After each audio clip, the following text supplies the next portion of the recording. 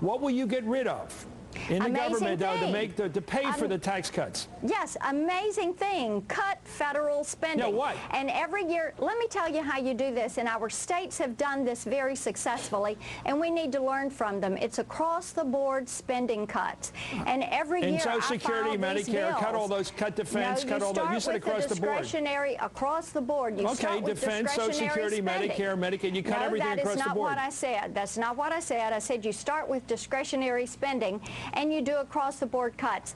Do you think that that $700 billion should be added to the deficit? If you don't, what will you cut to compensate for that money, that loss in revenue? Rachel, first of all, let's set the record straight here.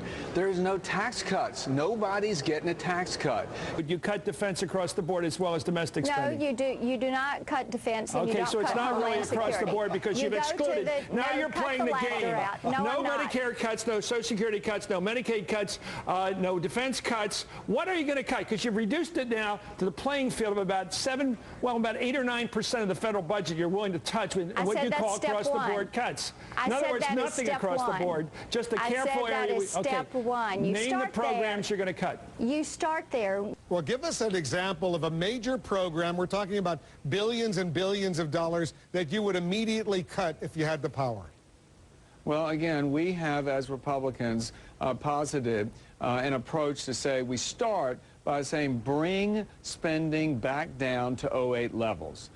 You know what? You think about it, Wolf, it wasn't that long ago. The sun rose and set in 2008. And we've got to begin to take those kinds of steps. Name what we're going to cut.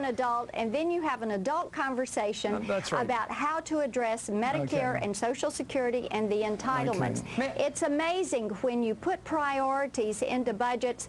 Our states have been very successful with this. May I ask? It works, and that is what we are going to do. You're going to see the leadership go that direction.